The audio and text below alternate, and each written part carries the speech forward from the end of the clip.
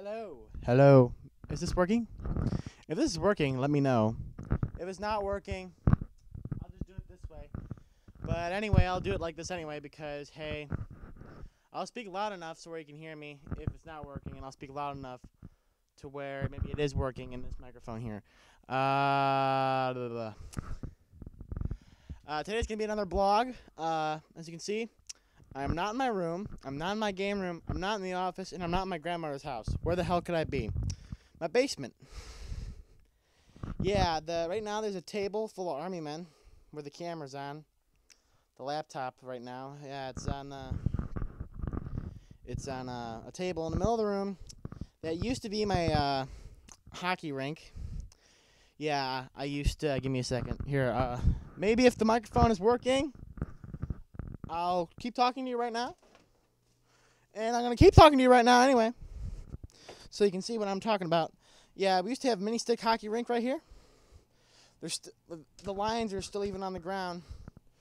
It was a cheap one too. It was kind of very cheap. It was carpet, hard concrete underneath, killer on the knees, real killer on the knees. There's blue painting tape for lines, and I had to replace those every once in a while. Because the reason why is because I did not have the money to go buy the pads. And honestly, I can't beg no more because, well, I'm that age. Right now I can see my sister's guitar right there. Guitar. Yeah, it's a guitar. As you can see, I'm using a Rock Band mic. It works. It's a USB cable. It's the cheapest mic I can find because, hey, it came with Rock Band. It's USB. It plugs into the computer, and the computer recognizes it. Kind of awkward. I can't exactly do it because, you know, it's kind of hard to hold it with one hand. Yeah. Anyway, ooh, tomcat. Fly. It didn't fly. Yeah, anyway, I'm kind of bored right now. I realize I'm holding the microphone a little frou-frou-ish. Kind of like how Hutch used to hold it from Machinima. He used to hold it like this, and now he does it like this because the first video in Camp Hutch that he did this like this is like, you know, he was like, yeah, welcome. And he didn't hold it, you know, like that maybe. He didn't hold it like that. He held it like that. Like that. He had like the Grand Canyon in between the hand.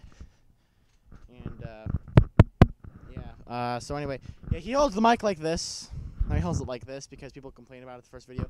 But anyway, off him, back onto me. What was I gonna say? I do not remember. What was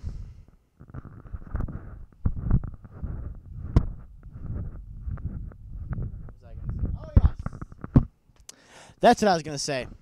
I forgot. Give me a second. All right. I have taken some video of some amusement park things I built from Roller Coaster Tycoon 3. And if you're wondering why my hair is wet, because I just took a shower.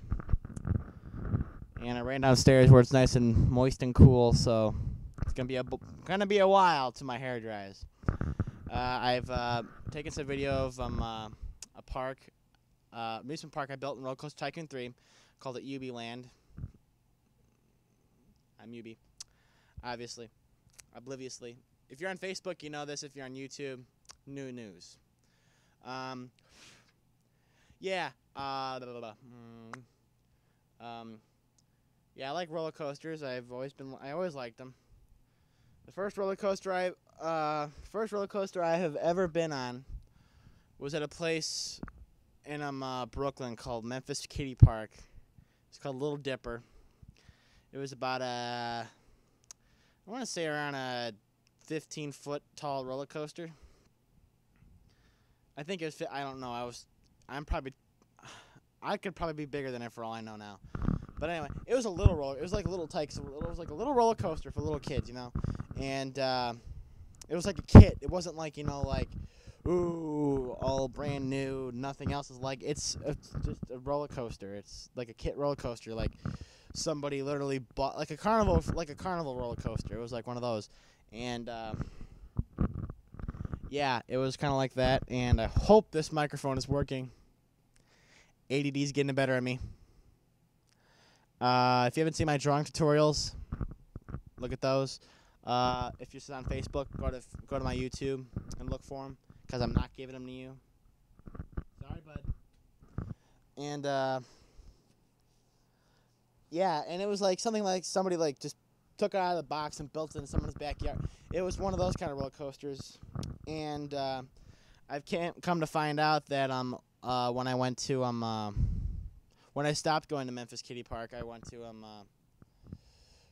to Dover Lake, which is not there anymore. It used to be a water park, but it used to have like little itty bitty fun kiddie rides in the back, which I used to hang out with all the time. And there was a roller coaster there called Kiddie Coaster, and I remember they actually literally had parts of it on the ground that weren't on the roller coaster yet, but they decided to quickly, build it and then turn it around, and to keep it running, and it was all the way in the back of the park. It wasn't even like in the front of it was all the way in the back, like a new add-on. That's what it was.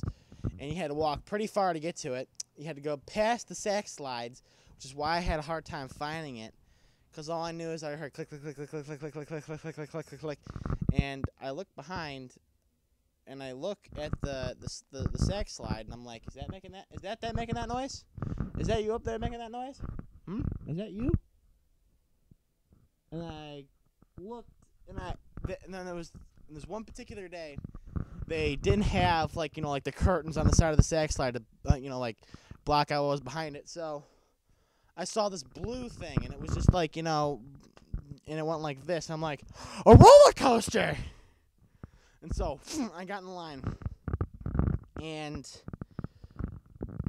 when they first built it, it was like this. It was like up, click, okay, move over, turn, down, up, around. And they did this about 10 times because it was a really short roller coaster. I went back the next year. All the parts that were on the ground were no longer there. They were on the roller coaster, and it went like this. It went up, up, up, up, up, up, up, up. Okay, stopped, it turned, and then it went down. I did that about 3 times. And then it went up again, it went around, and then it went back into the station. And they did that about 5 times because of how short it was. Now, I come to find out that Kiddie Park was a lot like that one, that I remember correctly. And although I think it was bigger, though, it was taller, I think. And the bunny in it, all I remember, well, then again, I was phones. Yeah, anyway, like that, And so anyway, I've always been fascinated about roller coasters, almost as much as I've been fascinated about aviation. And yeah, roller coasters was another thing for me. So I bought Roller Coaster Tycoon 3, realized you can build your own roller coasters. I'm like, yes. And every time I went to Cedar Point a couple times in my life. Yes, like I recently went last year, and it was kind of fun. Don't want to talk about it. People on Facebook don't know why. YouTube, got to look into it. But who cares? Off that topic, and now on the roller coasters again. Yeah, Cedar Point. My first big roller coaster I ever rode was at Cedar Point, called Iron Dragon, and it was an inverted roller coaster, and it had yellow support. Those who go to Cedar Point know what I'm talking about, but those who haven't been to Cedar Point or haven't even know what the ride is, although I'm sure everybody knows what Cedar Point is. It's the biggest roller. It's the biggest. Well, not the biggest. It's on a peninsula. I don't know how more they can expand on that thing. They're going to have to take out the parking lot. But anyway, it has the most roller coasters in the world in one spot, and it is great. And it's owned by Cedar Fair, obviously. They own Kings Island, Kings Domain, Michigan Adventure. They used to own Geauga Lake, and now Geauga Lake is gone. Yeah, they own a lot of the Ohio area, or Midwest anyway. And yeah, I went to Cedar Point, and I realized I could actually fit in some of the rides they have.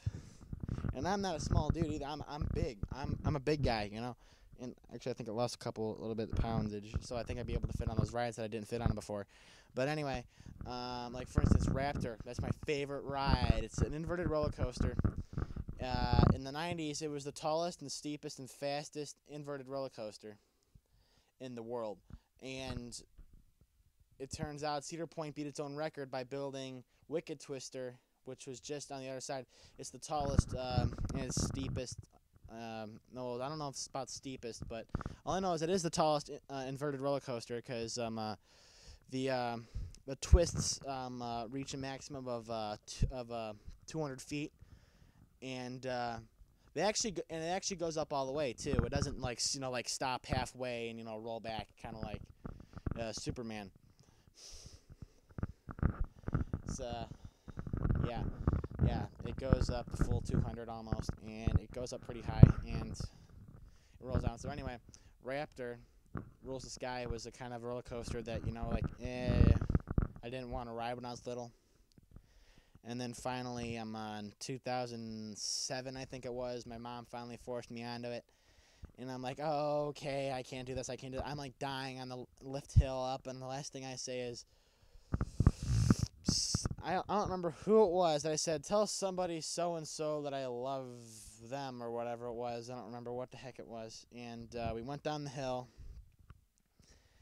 and I went to the loop, and I'm like, ah! And then as soon as we're done with the loop, I'm like, yeah!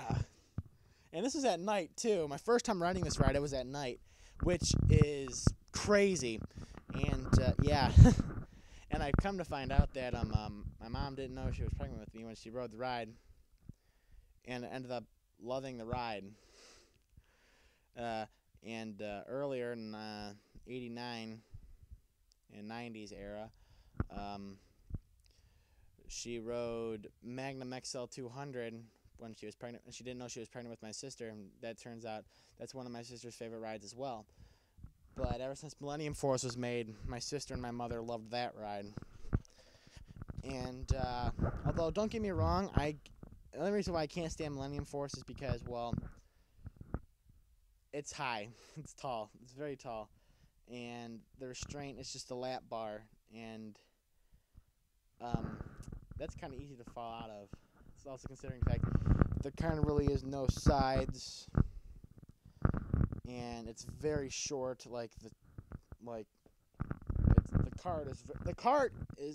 The train is very small, although it is very long.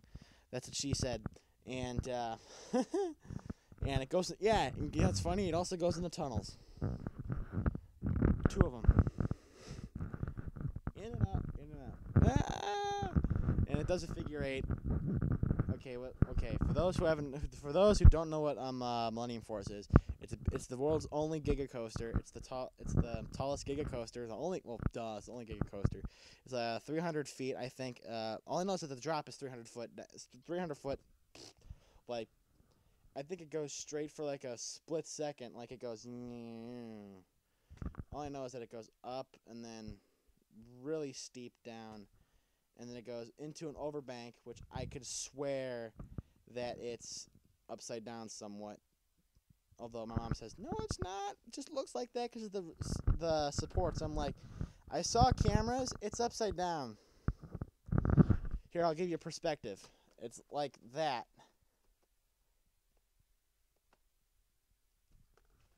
Okay. So that's what that's like. Stop shaking. Good. Okay. Yeah, it's like that, and okay, then it does that, then it goes to the first tunnel, does another hill, it goes through a figure 8, and then goes to another hill, then it goes another hill, and then it does another overbank and goes right into the station. It's a very short ride for the long wait, although most roller coasters are. Although the one that is the most not worth it, to the point where I haven't even went on it yet because it's not that worth it, is the Top Throw Dragster. It was the first roller coaster to break 400 foot tall, and when it was built, it was the tallest and fastest roller coaster in the world. And then Six Flags was like, oh, we can do that.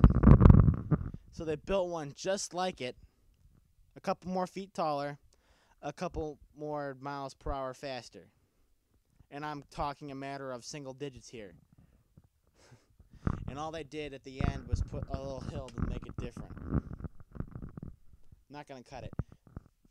Sorry, but that makes me mad. People saying, "Oh yeah, this is the best roller coaster in the world. Yeah, this is better than Top Thrill Dragster." What are you kidding me? It's the same darn ride. But anyway, although I do, commend Kingda Ka for having better restraints. Kingda Ka actually has the pull-down restraints, while Top Thrill Dragster, the little Cedar Point tradition.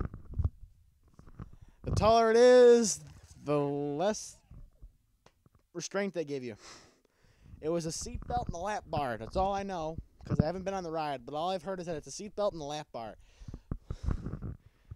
And the same thing with Millennium Force. But anyway, back onto the first roller coaster at Cedar Point I've been on, going all the way back, was Iron Dragon. It's a red roller coaster with yellow supports for those who haven't been on the ride. It's an inverted dangling roller coaster, and it was kind of cool the first time I rode it, and then it sucks afterwards. Yeah, and that's all about that. So anyway, back onto the Roller Coaster Tycoon 3 idea. I built a roller coaster, couple roller coasters on this thing called Ubiland, and I'm gonna start releasing videos for that on YouTube and Facebook probably. So yeah, for those who are my Facebook friends, it could be coming, and those who are not so Facebook friends but YouTube friendly, it's coming to you too. So that's all I wanted to say. Peace out. Live well and prosper. Sorry, Spock.